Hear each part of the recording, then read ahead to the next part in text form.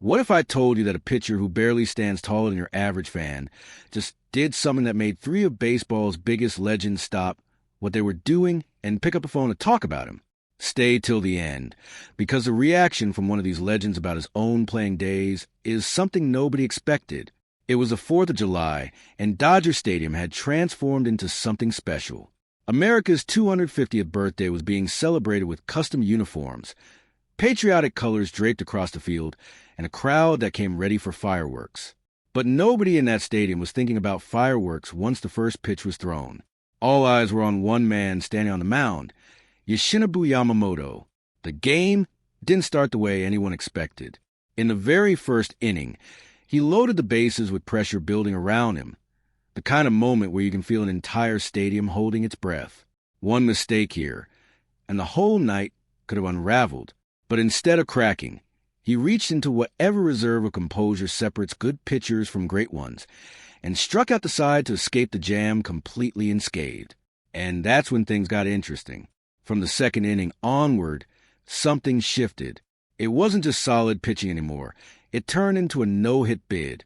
Batter after batter walked back to the dugout with the same confused expression, unable to figure out what had just happened to them. The Padres, a team that had reportedly studied his patterns closely and adjusted their approach just one day earlier, looked completely lost again, as if none of that preparation mattered anymore. Here's the part that made this night even more dramatic. Shohei Ohtani, the Dodgers' biggest offensive threat, wasn't even in the lineup. He'd reported soreness in his throwing arm and was held back as a precaution. For a team that leaned so heavily on his bat, that should have been a massive disadvantage. But somehow, one pitcher made that absence almost invisible. By the time he walked off the mound in the 7th inning, the numbers told a story that felt almost fictional. 7 innings pitched, 0 earned runs allowed, and a strikeout total among the highest recorded in the entire league this season. Fans inside the stadium couldn't stop talking about it. Some were overheard saying they simply couldn't understand how someone his size was generating pitches with that much movement and deception. Others pointed out that the Padres had figured out a different pitcher's tendencies just 24 hours earlier. Yet against this one, they looked like they'd never faced a professional pitcher before in their lives. Now here's where the story goes even further. Almost immediately after the game, former players and respected voices from the sport's history started reacting publicly. Retired pitchers known throughout their careers for overpowering size and raw velocity found themselves comparing this performance to something rarely seen at this level. A smaller-framed pitcher completely dismantling elite, dangerous hitters using nothing but precision, deception, and pure situational intelligence rather than brute force. Several of them pointed to one specific pitch, his splitter, calling it noticeably sharper than earlier in the season, almost unfair in how it disappeared right as hitters tried to commit to their swing. One moment in particular kept getting replayed across sports commentary. In the 2nd inning, he took a scorching line drive hit directly back toward him. The kind of ball that makes even veteran pitchers flinch out of instinct.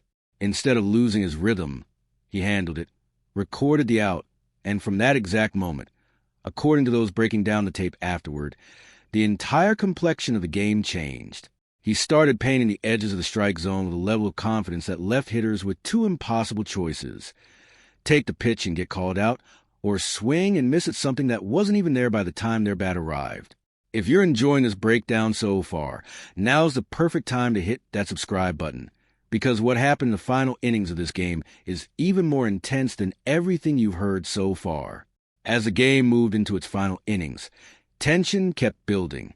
At one point, a pitch clock violation forced him into a full count against one of the Padres' most dangerous hitters.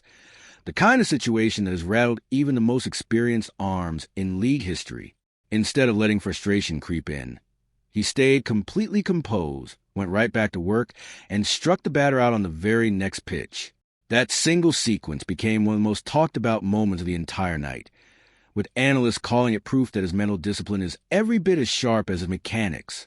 Meanwhile, on the offensive side, the Dodgers weren't just relying on their pitcher to win the game.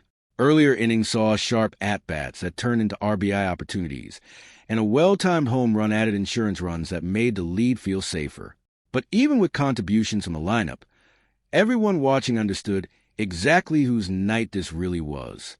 By the time the final out was recorded, the Dodgers had secured the win, extending an already impressive stretch of games.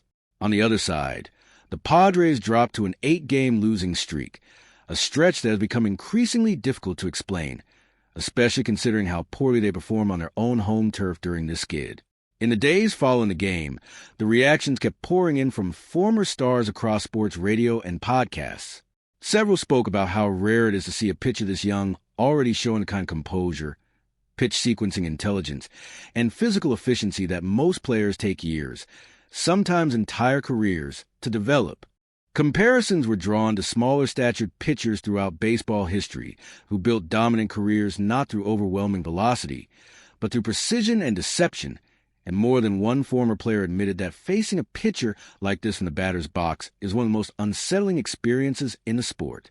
There was also discussion around something less obvious than the box score, his physical conditioning and training regimen.